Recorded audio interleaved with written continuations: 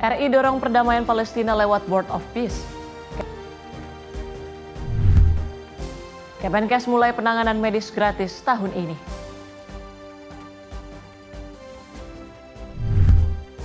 Mensos tekankan 3 larangan di sekolah rakyat.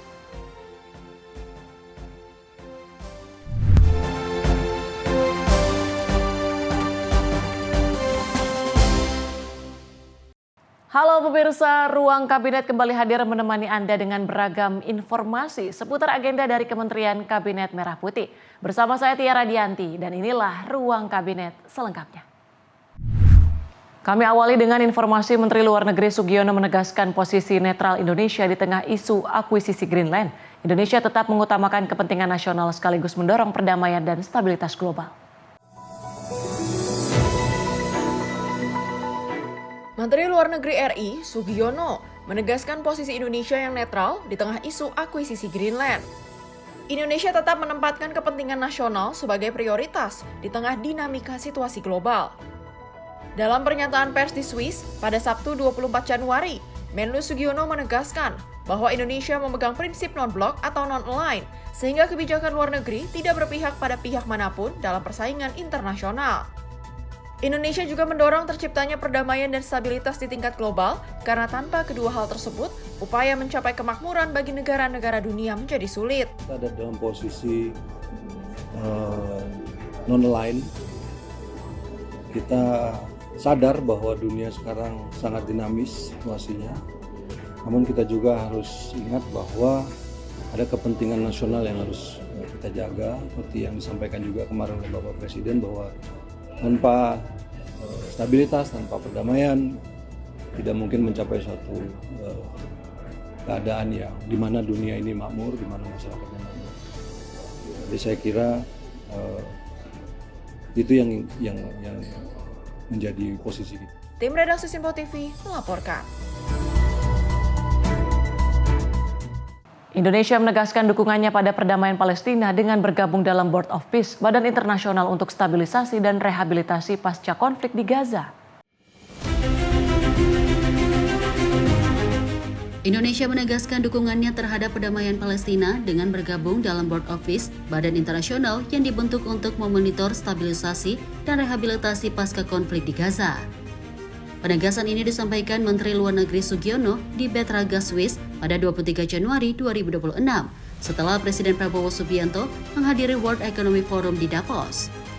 Salah satu agenda utama Presiden adalah menandatangani Charter BOP sebagai kelanjutan dialog internasional, khususnya dengan negara-negara Islam dan mayoritas Muslim terkait situasi Palestina. Menurut Menlu Sugiono, pembentukan BOP lahir dari kesepakatan bersama untuk melibatkan komunitas internasional secara lebih konkret demi tercapainya perdamaian permanen di Gaza. Indonesia bersama Arab Saudi, Uni Emirat Arab, Qatar, Jordania, Turki, Pakistan, dan Mesir sepakat bergabung melalui konsultasi intensif di Group of New York. Badan ini bertugas memantau administrasi, stabilisasi, dan rehabilitasi pasca konflik tanpa menggantikan peran Perserikatan Bangsa-Bangsa. Penanganan charter dari Board of Peace atau Dewan Perdamaian yang merupakan bagian dari proses yang selama ini sudah kita lakukan dalam rangka menyelesaikan konflik, mencapai perdamaian dan menyelesaikan konflik serta rehabilitasi pasca konflik di Palestina, Gaza pada khususnya. Sebenarnya Board of Peace ini merupakan suatu badan internasional, sekarang resmi jadi badan internasional yang bertugas untuk memonitor administrasi, stabilisasi, dan juga upaya-upaya rehabilitasi di Gaza pada khususnya dan di Palestina. Kita sejak awal merupakan negara yang peduli pada perdamaian, pada stabilitas internasional, dan khususnya pada situasi yang terjadi di Palestina. Karena Board of Peace ini merupakan bagian dari upaya mencapai perdamaian tersebut, maka kita harus ada di dalam. Kemudian kita meyakini bahwa Board of Peace ini adalah sebuah langkah yang konkret setelah sekian lama untuk bisa mencapai apa yang kita harapkan di Palestina. Tentu saja kehadiran semua negara-negara ini di dalam board office tersebut untuk bisa terus mengawal, kemudian memastikan bahwa upaya yang dilakukan oleh board office ini tetap berorientasi pada kemerdekaan Palestina dan tercapainya solusi. Kemarin juga disampaikan bahwa badan ini tidak ditujukan untuk menggantikan PBB. Ini adalah suatu badan internasional yang merupakan yang lahir dari kepedulian untuk menciptakan perdamaian dan stabilitas khususnya di Gaza. Oleh karena itu upaya-upaya ini kita harus ikut. Indonesia memutuskan untuk. Menlu menegaskan bahwa keikutsertaan Indonesia merupakan wujud konsistensi negara dalam mendukung perdamaian dan stabilitas internasional khususnya untuk Palestina. Dengan hadirnya BOP, setiap langkah yang diambil diharapkan tetap berorientasi pada kemerdekaan Palestina dan tercapainya solusi dua negara. Indonesia memandang partisipasi dalam badan ini sebagai kontribusi konkret untuk mendukung proses perdamaian yang telah lama dinantikan. Tim redaksi Sinpo TV melaporkan.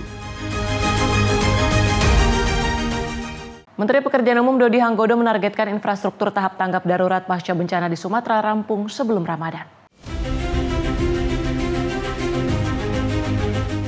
Menteri Pekerjaan Umum Dodi Hanggodo menyatakan, pemerintah akan mempercepat penyelesaian infrastruktur tahap tanggap darurat pasca bencana di Sumatera. Pembangunan infrastruktur rumah ibadah juga menjadi salah satu prioritas pemerintah di wilayah terdampak bencana. Dodi memastikan, kesiapan rumah ibadah bisa rampung sebelum bulan Ramadan agar masyarakat bisa menjalankan ibadah Ramadan dengan aman dan nyaman. Tak hanya itu, ia juga menyebut kesiapan bangunan harus dilengkapi dengan air bersih, listrik, dan sanitasi yang memadai. Pemerintah berharap kesiapan infrastruktur ini dapat membantu masyarakat di masa pemulihan pasca bencana. Jadi di tahap tanggap darurat inilah. Terus rumah-rumah ibadah sudah sebagian harus sudah siap untuk rekan-rekan yang beragama Islam melaksanakan kewajiban di bulan Ramadan. Terutama dari sisi kebersihan dan dari sisi kesiapan air bersihnya, untuk wudhu dan seterusnya. Itu yang kemarin ditekankan sih. Yang lain-lain masih bertahap ya, karena kalau tadi kan dari program kita di awal paling lambat 2028 lah kita programkan di awal ya, karena kan saya lihat secara pribadi yang daerah-daerah di pelosok-pelosok itu memang belum terjamah sama sekali gitu. Dari Jakarta, Fani Davarisiano, Sinpo TV melaporkan. Penanganan sekaligus pencarian korban longsor di Pasir Langu, Kabupaten Bandung Barat, Jawa Barat dipastikan dilakukan selama 24 jam jika tidak terkendala hujan. Proses pencarian akan dilakukan tim gabungan dengan jumlah ratusan personil hingga sisa sekitar 80 korban yang tertimbun bisa ditemukan.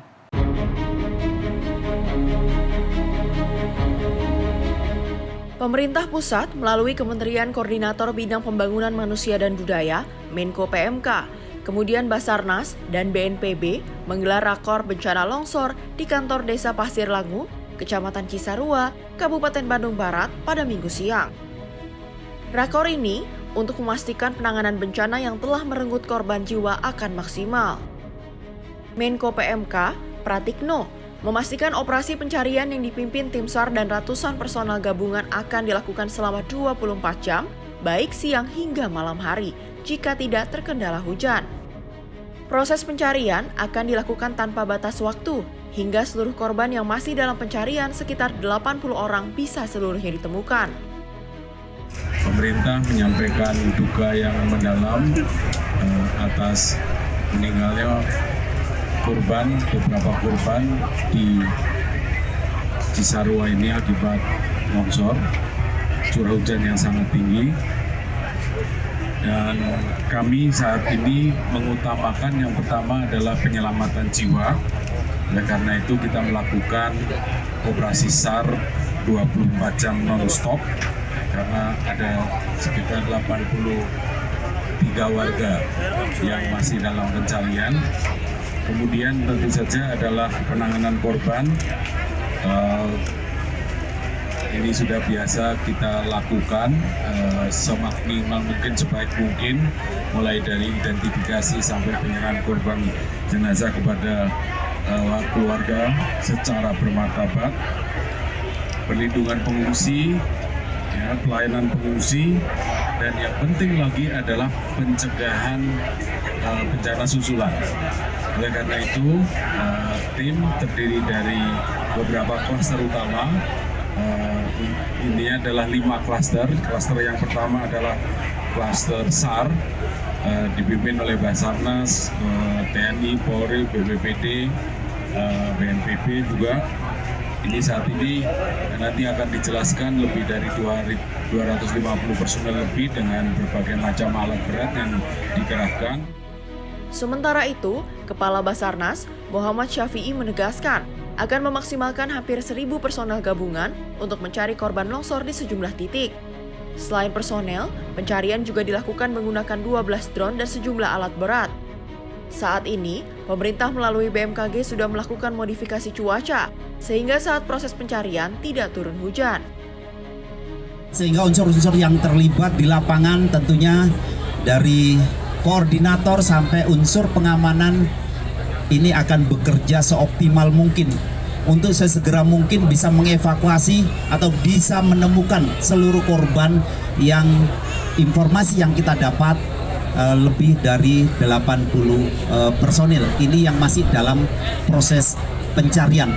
Setelah kita melaksanakan asesmen awal dari lokasi kejadian, mulai dari titik yang menjadi mahkota longsor sampai di lidah dari longsoran, kita bagi menjadi sektor-sektor. Saat ini yang sudah tergabung dalam operasi SAR, tadi sudah disampaikan oleh Bapak Menko, lebih dari 250 personil terlatih. Kemudian untuk yang tergabung dalam operasi, termasuk dalam pendukung, lebih dari 450 orang yang sudah terdata. Kemudian untuk penggunaan sarana prasarana, bahwa operasi SAR ini akan menggunakan 2 unsur, yaitu unsur udara yang melibatkan sarana drone yang sudah terdata, ada 12 drone yang akan kita operasikan.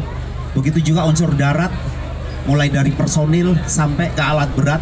Tetapi karena ini berdampak pada masyarakat yang lain dan sifatnya bencana alam, maka pencarian pertolongan menjadi salah satu bagian dalam penanganan secara keseluruhan. Nah, kemudian setelah tanggap darurat, kami informasikan kepada masyarakat lainnya ya, yang terdampak, yang bukan menjadi korban langsung yang hilang, keluarganya, sanak saudaranya, mungkin juga kehilangan rumah tempat tinggal. Ini semuanya diurus oleh pemerintah pusat lewat BNPB. Tadi Bapak Wapres juga menekankan, tadi juga sudah dijelaskan oleh Bapak Menko PMK secara gamblang. Intinya kami dari pemerintah pusat lewat BNPB akan mendukung sepenuhnya terkait kebutuhan masyarakat yang terdampak sampai kondisi betul-betul pulih, dan kita membackup pemerintah, baik pemerintah kabupaten maupun pemerintah provinsi. Pada hari kedua ini, proses pencarian sempat dihentikan karena adanya longsor susulan, namun akan kembali dilanjutkan setelah situasi aman. Dari Kabupaten Bandung Barat, Jawa Barat, Jurnalis Info TV melaporkan. Menteri Haji dan Umrah Muhammad Irfan Yusuf kembali meninjau langsung pendidikan dan pelatihan petugas haji di Asrama Haji Pondok Gede, Jakarta. Gus Irfan menegaskan keberhasilan petugas haji sangat berpengaruh langsung terhadap keberhasilan Kemenhaj itu sendiri, dan hal ini sejalan dengan keberhasilan pemerintahan Presiden Prabowo Subianto. Saya harus memastikan bahwa mereka benar-benar siap, mereka benar-benar semangat, karena mereka adalah ujung tombak Kementerian Haji di Saudi. Kedatangan Menteri Haji Muhammad Irfan Yusuf didampingi Sekretaris Jenderal Kementerian Haji dan Umroh, disambut oleh para peserta diklat PPIH Arab Saudi yang akan bertugas di daerah kerja Madinah. Menteri Haji mengatakan pihaknya ingin memastikan kesiapan dari para petugas haji dalam melayani jemaah haji, mulai dari kedatangan di bandara, tahap ibadah haji, hingga kepulangan jemaah haji. Gus Irfan meyakini petugas haji yang telah mengikuti diklat PPIH Arab Saudi sejak 10 Januari 2026 lalu memiliki semangat melayani jemaah haji yang tinggi. Gus Irfan menambahkan petugas haji yang sudah terbagi menjadi 3 dakar, yaitu Dakar Bandara, Madinah, dan Mekah, akan menjadi perpanjangan tangan negara dan pemerintah dalam melayani 221.000 jemaah haji Indonesia. Saya harus memastikan bahwa mereka benar-benar siap, mereka benar-benar semangat, karena mereka adalah ujung tombak Kementerian Haji di Saudi. Alhamdulillah saya lihat semangat. Alhamdulillah tadi saya lihat beberapa materi yang disampaikan, termasuk persiapan yang dilakukan. Nanti ada yang Dakar Madinah, ada Dakar Mekah, nanti ada juga yang saya lihat pola pembagian produksi, saya lihat semuanya. Insya Allah dengan persiapan yang lebih matang sekarang ini, kita akan bisa mendapatkan hasil yang lebih baik. Persiapan pembagian 3 dakar ini seperti apa, Pak? Sudah diatur semuanya. Ada yang Dakar Mekah, Dakar Madinah, Dakar Bandara. Insya Allah semua sudah kita atur. Mudah-mudahan persiapan yang cukup lama ini bisa menjadikan hasil yang akan lebih baik. Ini tadi Pak Menteri bilang kan petugas ujung tombak. Ya. Apapun ini betul sukses dari penyelenggaraan haji. Betul. Ada pesan khusus dari Pak Presiden?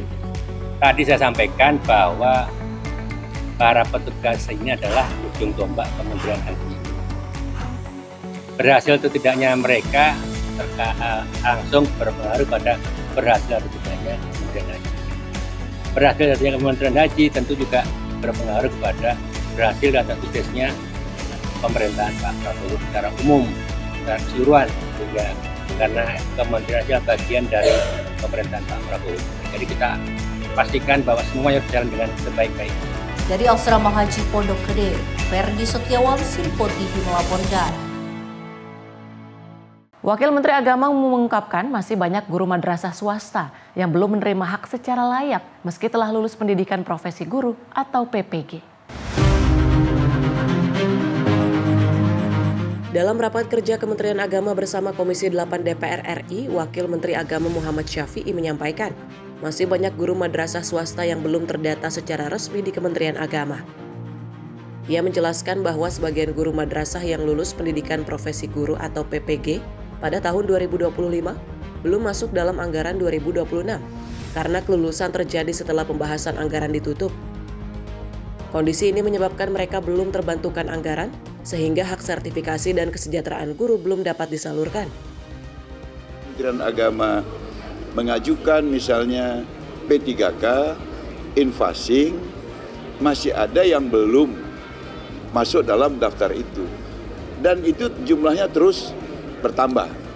Nah ini kemudian kita tadi memohonkan kepada Komisi 8 untuk menyetujui ABT, ya, anggaran tambahan kepada Kementerian Keuangan untuk bisa mengatasi kekurangan dalam melayani guru-guru madrasah yang baru saja masuk daftarnya di Kementerian Agama. Dan untuk itu, termasuk juga untuk guru-guru yang PPG ya, kemudian kita sepakati, karena memang ini data terus berkembang, tadi kita sudah menawarkan bagaimana kalau kita diundang, itu cara khusus membahas tentang tata kelola guru-guru madrasah. Tapi akhirnya lebih tajam lagi disepakati, dibentuk panja untuk membahas secara mendalam, secara komprehensif, bagaimana skema penanganan agar tidak ada lagi guru-guru madrasah di daerah itu yang tidak mendapatkan haknya yang wajar sebagai guru. Kementerian Agama meminta kepada Komisi 8 DPR RI untuk mengajukan anggaran biaya tambahan atau ABT ke Kementerian Keuangan. Nantinya sebagai tindak lanjut, Komisi 8 DPR RI akan membentuk panitia kerja untuk benahi pendataan dan tata kelola guru madrasah secara menyeluruh, agar seluruh guru mendapatkan haknya secara adil dan berkelanjutan. Dari Jakarta, Fani Davariskiano, Simpo TV melaporkan. Kami akan kembali usai jeda, tetaplah bersama kami di Ruang Kabinet.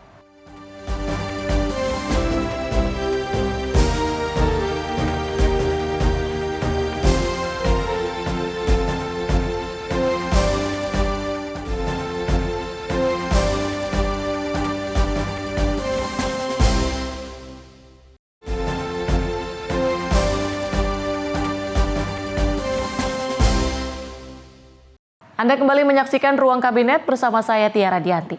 Menteri Sekretaris Negara Prasetyo Hadi mengungkapkan bahwa pemerintah akan menindak tegas jika terdapat adanya perusahaan yang terbukti melanggar aturan pemanfaatan hutan di 3 provinsi Sumatera.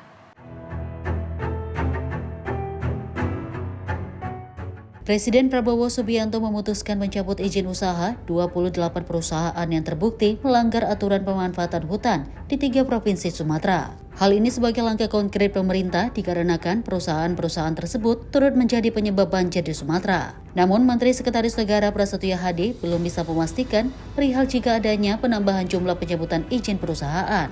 Nantinya jika terdapat perusahaan yang melanggar aturan pemanfaatan hutan, pemerintah akan menindak secara tegas. Mas terkait yang 28 perusahaan izinnya yang dicabut itu kira-kira bakal bertambah lagi atau gimana Mas? Daftar perusahaannya ini? Kalau pertanyaan bertambah lagi atau tidak tergantung temuan di lapangannya ya. Ini kan memang proses penegakan hukum. Kalau memang ditemukan ada pelanggaran hukum apapun bentuknya ya kita sikap tegas. Mas, ini kan dari Kementerian Lingkungan Hidup itu kan ada 6 perusahaan dari 28 itu yang digugat secara perdata. Kalau dari negara sendiri akan gugat juga nggak di 28 ini beberapanya mungkin gitu? Nanti kita pelajari ya. Jadi kebetulan siang ini memang mau ada rapat. Berarti Kementerian tindak lanjut dari pengumuman proses pencabutan 28 perusahaan di 3 provinsi di Sumatera. Dari Jakarta, Farizal Ahmad Amin, Sinpo TV melaporkan. Sementara itu sebanyak 18 kantor imigrasi baru di tanah air resmi hadir untuk menunjang pelayanan bagi masyarakat. Peresmian dilaksanakan dalam memperingati Hari Bakti Imigrasi ke-76. Menteri Imigrasi dan Pemasyarakatan Agus Andrianto meresmikan total 18 kantor imigrasi baru guna menunjang pelayanan imigrasi yang prima serta tidak lagi menjadi suatu hal yang jauh dan sulit dijangkau masyarakat. Agus menjelaskan ke-18 kantor baru ini berada di 6 wilayah yaitu Sumatera, Jawa, Kalimantan, Bali, Sulawesi hingga Nusa Tenggara Barat. Diketahui kehadiran kantor imigrasi sebagai bentuk fasilitator dengan layanan profesional dan transparan. Hal ini disampaikan Agus usai menghadiri gelaran Hari Bakti Imigrasi ke-76 di Politeknik Imigrasi Tangerang pada Senin pagi. Selain peresmian kantor imigrasi baru, inovasi layanan juga dikerahkan seperti layanan imigrasi digital, paspor elektronik, hingga penambahan sistem pengecekan otomatis di bandara. Ya tentunya dengan penambahan kantor imigrasi 18 ini adalah upaya kita untuk lebih mendekatkan diri kepada masyarakat karena selama ini kan satu kantor wilayah ini kan satu kantor pelayanan ini bisa melayani beberapa kabupaten. Dengan penambahan ini tentunya akan lebih mendekatkan kita pelayanan kepada masyarakat. Agus berharap nantinya akan ada penambahan kantor imigrasi di seluruh kabupaten untuk memudahkan masyarakat yang hendak bermobilitas. Dari Tangerang, Agita Haryono, Rona Bayu, Sinpo TV melaporkan. Kementerian Pendidikan Tinggi Sains dan Teknologi menegaskan komitmennya dalam memperkuat kemitraan strategis di bidang pendidikan tinggi sains dan teknologi bersama Prancis.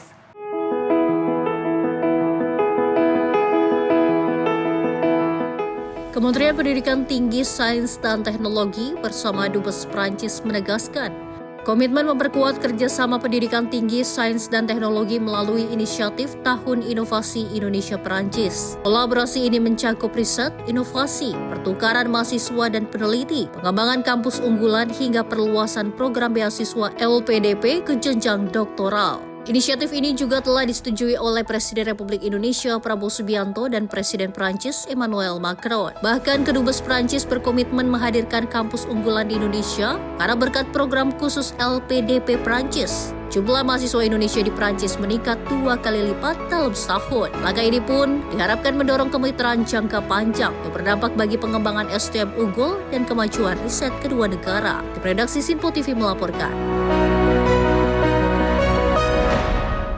Menteri Luar Negeri Sugiono menyampaikan Indonesia resmi terlibat dalam Board of Peace, sebuah forum internasional yang dibentuk untuk mendorong upaya perdamaian di Gaza dan Palestina. Hal tersebut disampaikannya dalam rapat kerja Kementerian Luar Negeri bersama Komisi 1 DPR RI di Kompleks Parlemen Senen, Jakarta pada Selasa siang.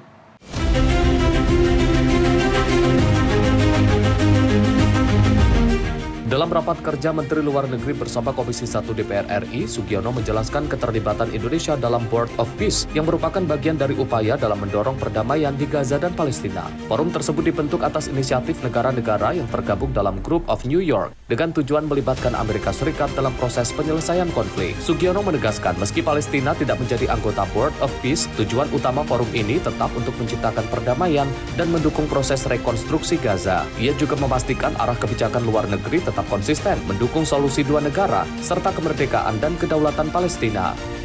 Dari awal Board of Peace itu didirikan atas permintaan negara-negara yang tergabung di dalam Group of New York untuk melibatkan Amerika. Dan ini merupakan satu langkah yang konkret yang menurut kita real untuk bisa dilakukan. Posisi Indonesia dan negara-negara lain adalah untuk memastikan bahwa Board of Peace ini tetap berjalan pada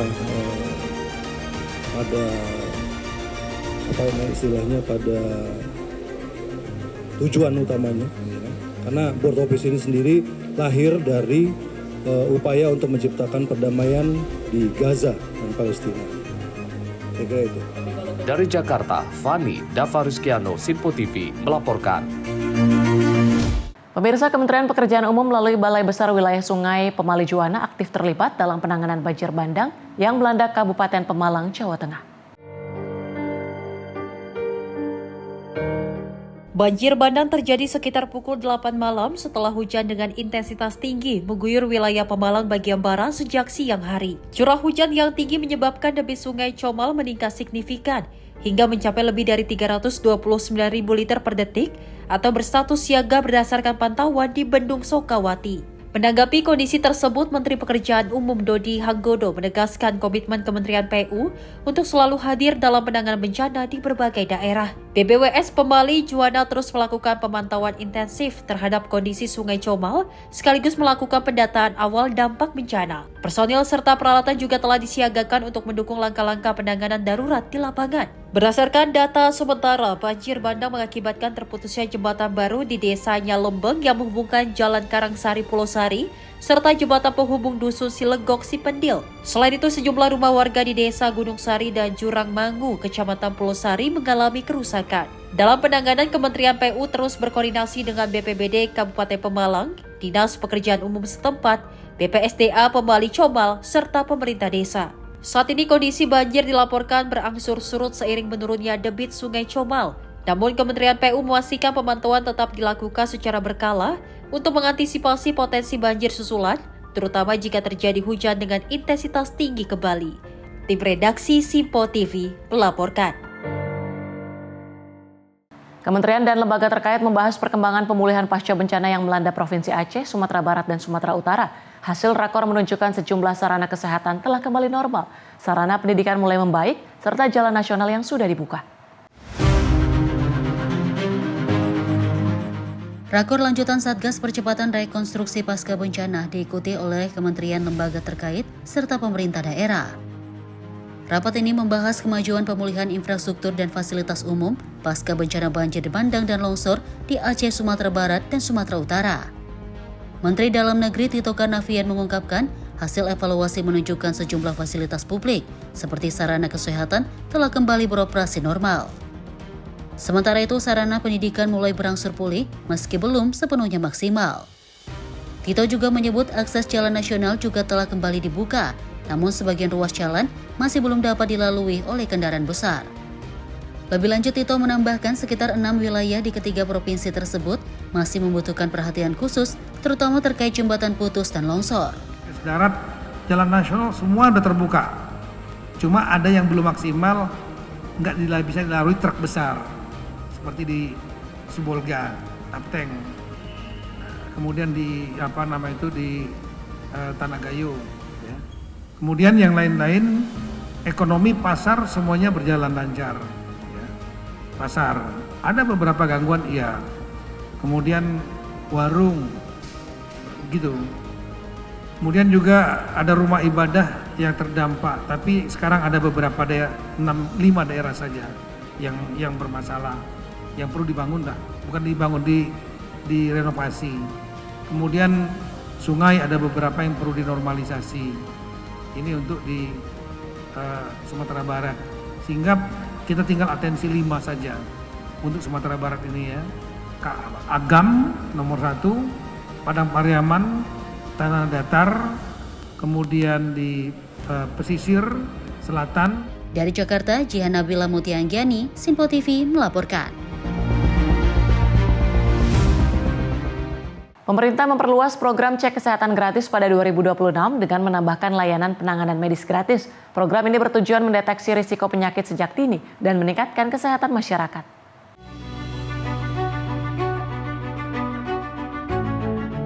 Pemerintah akan memperluas program cek kesehatan gratis pada 2026 dengan menambahkan layanan penanganan medis gratis sebagai tindak lanjut pemeriksaan. Menteri Kesehatan Budi Gunadi Sadikin menekankan, tujuan program ini bukan sekedar melakukan screening, tetapi memastikan masyarakat lebih sehat melalui pencegahan dan penanganan dini. Skema layanan baru dimulai dengan screening gratis di puskesmas terdekat, diikuti pemberian rapor kesehatan yang terbagi menjadi 3 kategori, yakni merah, tidak sehat, kuning, kurang sehat, dan hijau sehat. Penanganan medis selanjutnya akan disesuaikan dengan kategori rapor masing-masing peserta. Menkes menjelaskan penanganan medis diberikan gratis selama 5 hari pertama setelah screening. Setelah itu, layanan gratis tetap tersedia bagi peserta BPJS aktif, sementara masyarakat non-BPJS harus membayar. Tahun kedua ini kita mau ada pencegahan dan penanganan. Nah, yang saya ingin sampaikan bukan hanya cek kesehatannya yang gratis, tapi pencegahan dan penanganannya pun gratis. Kita ingin mulai, pilot project-nya udah jalan, untuk memastikan orang yang kita identifikasi kurang sehat, di kita tuh raportnya kuning. Atau orang yang tidak sehat, di kita raportnya merah. Itu harus kita tindak lanjuti, harus kita tata laksana agar kembali menjadi sehat. Itulah sebabnya saran saya, ayo cepat segera mengaktifkan BPJS masyarakat. Program CKG yang dimulai tahun lalu menargetkan 136 juta peserta pada 2026 untuk mendeteksi risiko penyakit sejak dini di semua kelompok umur dari bayi hingga lansia. Tim redaksi Sinpo TV melaporkan.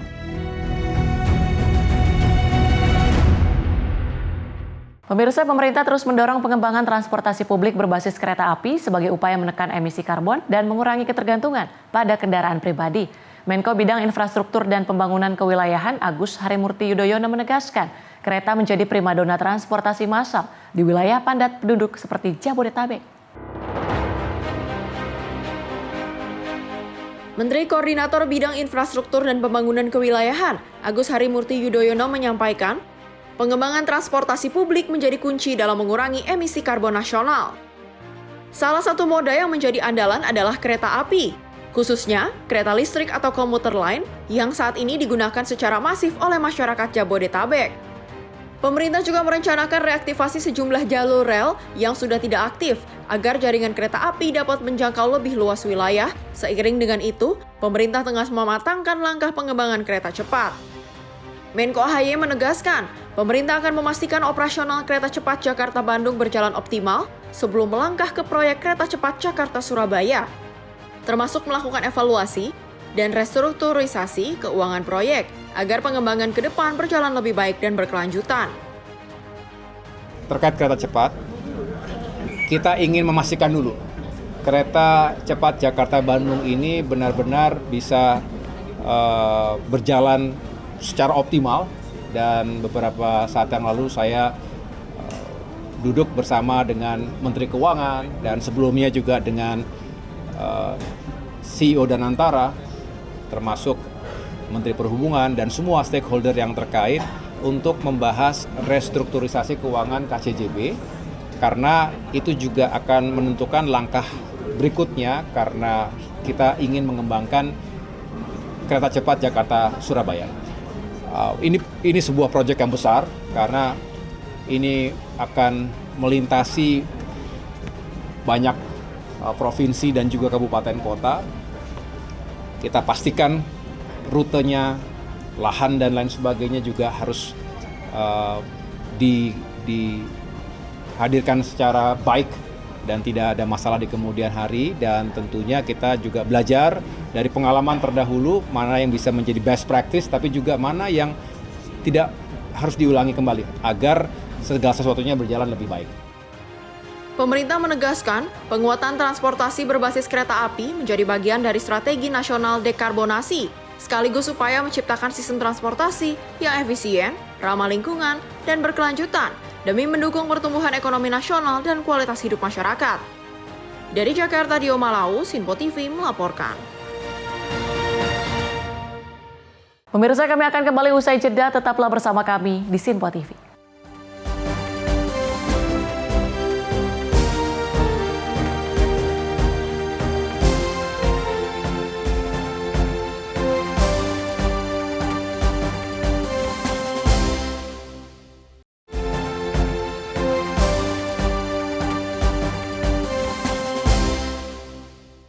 Terima kasih Anda masih menyaksikan Ruang Kabinet. Pemirsa, Presiden Prabowo melantik anggota Dewan Energi Nasional periode 2026 hingga 2030 di Istana Merdeka Jakarta. Sebanyak 7 anggota pun resmi dilantik dengan Ketua Harian dijabat Menteri SDM Bahlil Lahadalia. Pelantikan anggota Dewan Energi Nasional ini dilakukan berdasarkan keputusan Presiden nomor 134P tahun 2025 tentang pengangkatan anggota DEN dari unsur pemangku kepentingan serta Kepres nomor 6P tahun 2026 mengenai pengangkatan dari unsur pemerintah. Total 16 anggota Dewan Energi Nasional resmi dilantik dengan pembagian 7 dari unsur pemerintah dan 8 lainnya dari unsur pemangku kepentingan. Hal ini disampaikan Presiden Prabowo saat melantik 16 anggota DEN tersebut di Istana Merdeka Jakarta pada Rabu petang. Dari unsur pemerintah ada nama Mentan Andi Amran Sulaiman, Mendikti Saintek Brian Juliarto, Menteri Energi dan Sumber Daya Mineral Bahlil Lahadalia, Menteri Lingkungan Hidup Hanif Aisol Nurofik, Menteri Perindustrian Agus Gumiwang Kartasasmita, Menteri Perhubungan Budi Purwagandi, Menteri Perencanaan Pembangunan Nasional Rahmat Pambudi, serta Menteri Keuangan Purbaya Yudisadewa. Di sisi unsur pemangku kepentingan, yakni Joni Jonathan Numberi, Muhammad Fadil Hasan, Satya Widya Yuda, Sri Penny Inten Cahyani, Unggul Priyanto, Saleh Abdurrahman, Muhammad Khalid Seirazi, hingga Surono. Untuk struktur kepengurusannya dipimpin langsung oleh Presiden Prabowo sebagai Ketua Umum dan Bahlil Lahadalia memimpin sebagai Ketua Harian. Sebelum saya mengambil sumpah janji berkenaan dengan pengangkatan saudara-saudara dalam keanggotaan Dewan Energi Nasional. Terlebih dahulu saya akan bertanya kepada saudara-saudara, bersediakah saudara-saudara untuk diambil sumpah janji menurut agama masing-masing? Bersedia.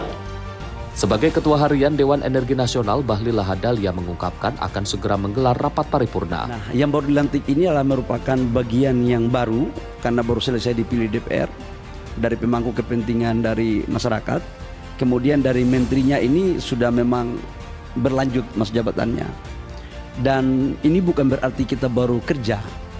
Ini sudah kita kerja dengan membangun beberapa tahapan RUKN, Rancangan Umum Energi, sampai dengan bagaimana membangun berbagai kebijakan, termasuk dalamnya adalah pembangunan energi baru terbarukan dan juga adalah mendorong untuk pakai tenaga nuklir.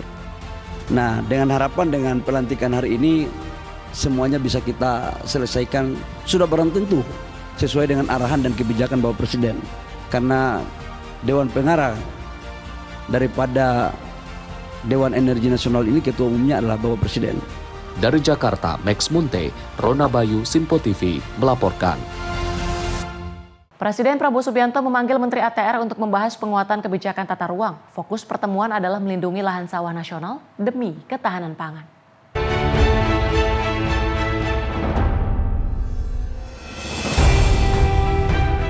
Menteri Agraria dan Tata Ruang, Kepala BPN Nusron Wahid, menyampaikan hasil pertemuannya dengan Presiden Prabowo Subianto di Istana Merdeka Jakarta pada Rabu 28 Januari.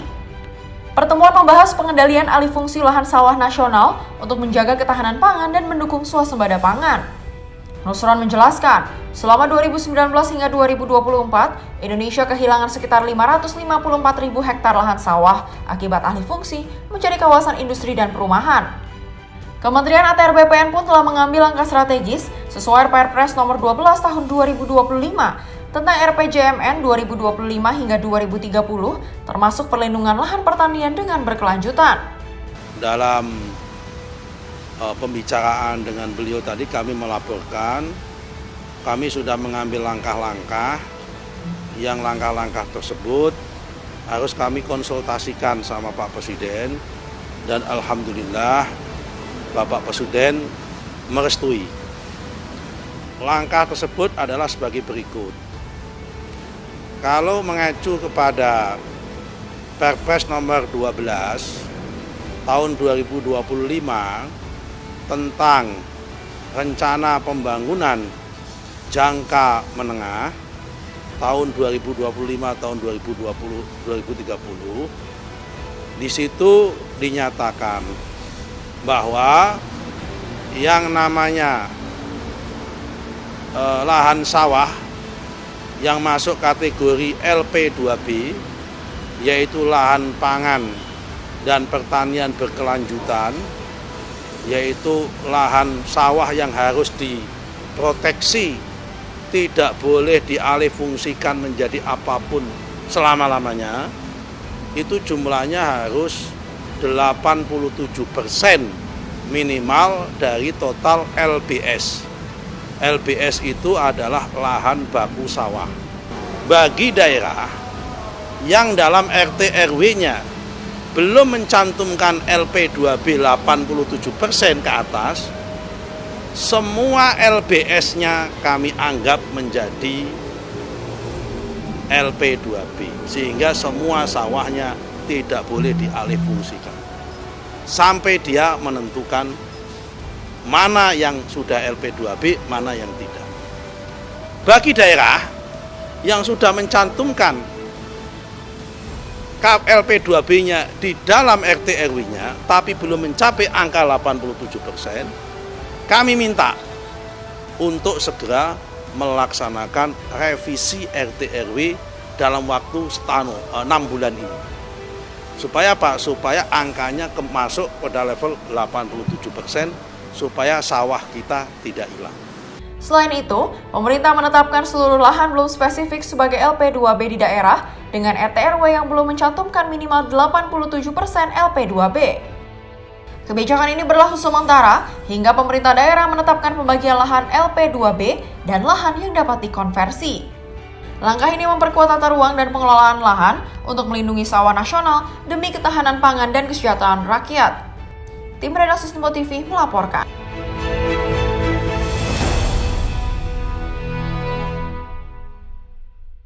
Menteri Keuangan Purbaya Yudisadewa mengatakan KSSK akan terus memantau kondisi ekonomi dan sektor keuangan. Langkah ini dilakukan untuk menghadapi volatilitas pasar keuangan global.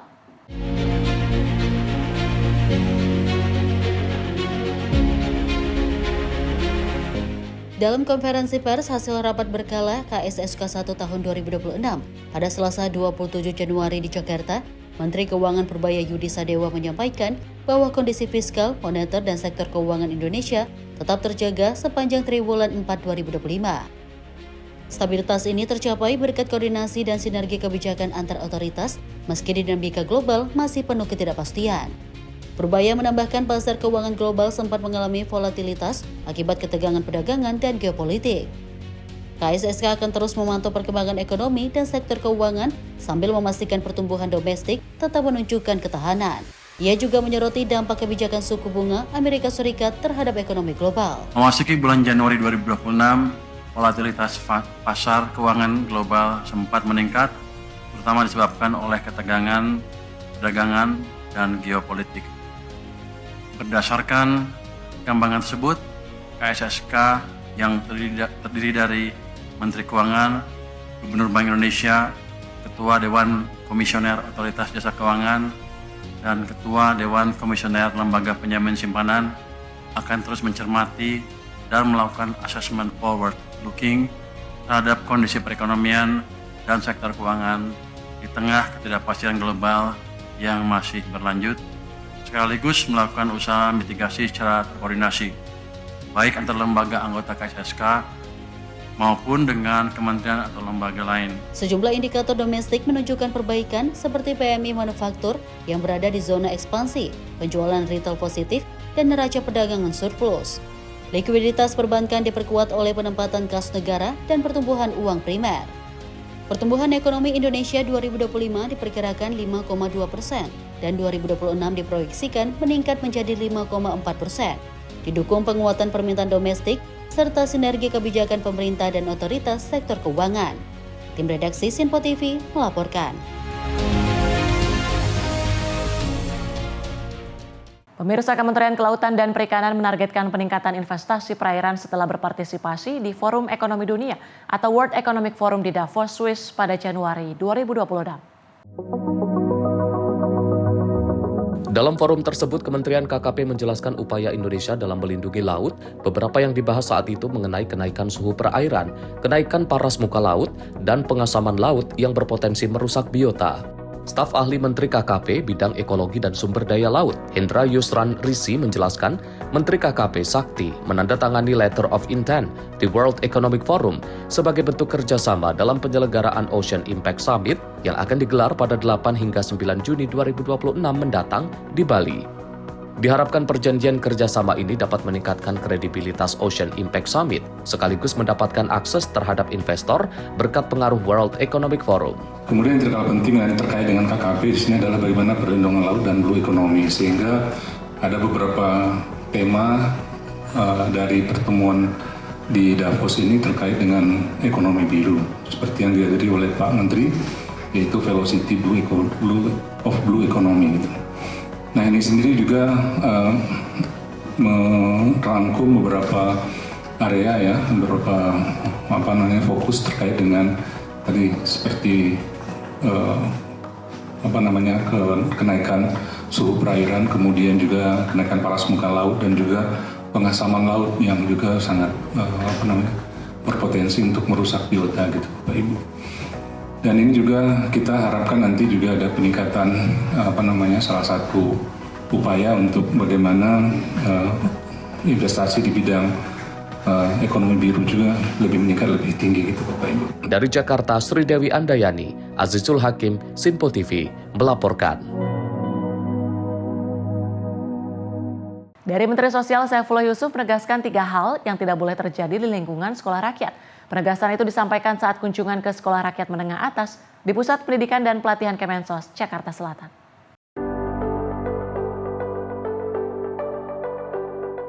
Menteri Sosial Saifullah Yusuf mengunjungi Sekolah Rakyat Menengah Atas di Pusat Pendidikan dan Pelatihan Kemensos, Jakarta Selatan. Dalam kunjungannya, Gus Ipul disambut para siswa dengan hangat dan menyaksikan karya serta pentas seni hasil kreativitas para murid.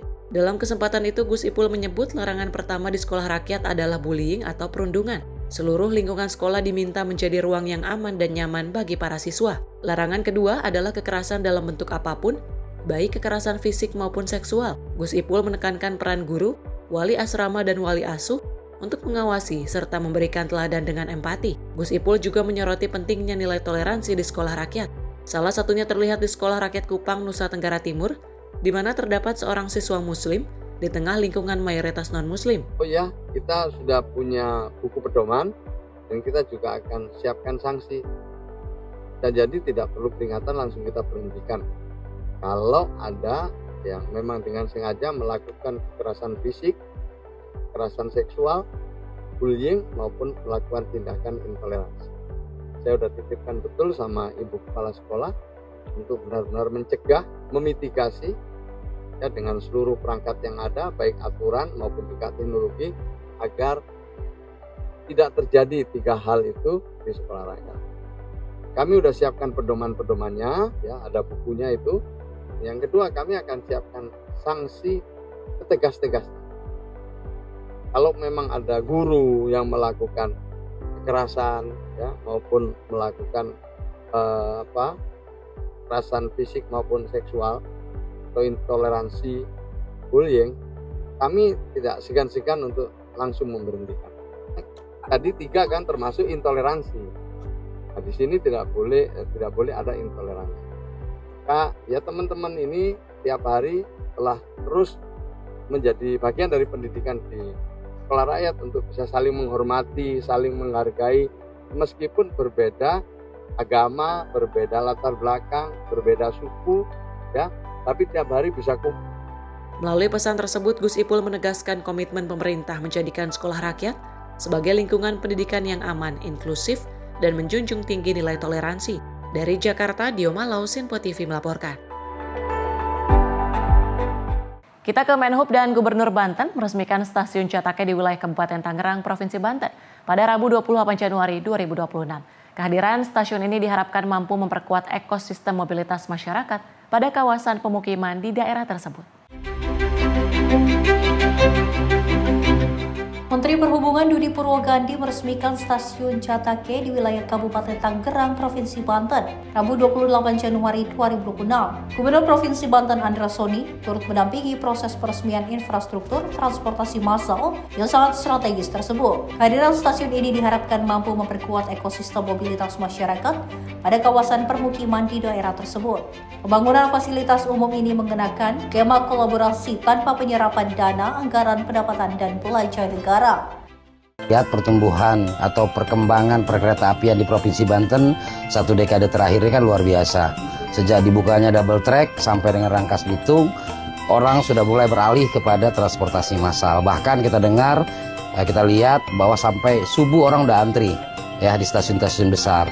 Dan stasiun ini juga nanti akan melayani 20.000 masyarakat. Dan ini akan merubah pola masyarakat yang selama ini menggunakan mobil pribadi menjadi menggunakan moda transportasi massal seperti kereta api. Dan ini pengaruhnya pasti akan ke ekonomi kita. Pertama, pengurangan subsidi terhadap bahan bakar minyak. Ya, kedua, otomatis akan terjadi pusat-pusat pertumbuhan ekonomi baru.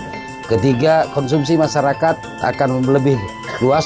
Sebelumnya hanya kepada bahan baku minyak, sekarang bisa ke hal yang lain saat mereka menggunakan kereta api. Jadi saya percaya bahwa sejarah kereta api juga di Provinsi Banten telah dimulai dari zaman kerja paksa, zaman Romusa. Bahwa itu dibangun dan kami berharap itu diaktifkan kembali. Karena apa? Wilayah selatan perlu dukungan agar pertumbuhan ekonomi di sana bisa lebih maksimal. Ditambah lagi potensi daerah berbatasan dengan Jakarta, pertanian daerah selatan, Lebak dan Pandeglang ini luar biasa. Andra Soni berharap pemerintah pusat segera mendorong pemerataan pembangunan jalur kereta hingga menuju wilayah selatan Banten. Ia mengusulkan pengaktifan kembali jalur Rangkas Bitung menuju Labuan guna membuka berbagai pusat pertumbuhan ekonomi yang baru. Kementerian Perhubungan mendorong replikasi pola kolaborasi lintas sektor untuk membangun berbagai infrastruktur transportasi publik nasional lainnya. Pemerintah pusat terus berupaya membangun ekosistem mobilitas yang terhubung serta efisiensi bagi seluruh lapisan masyarakat Indonesia. Pengoperasian stasiun ini merupakan bagian dari komitmen pemerintah untuk memperkuat layanan angkutan massal yang lebih terintegrasi. Tim redaksi Sinpo TV melaporkan.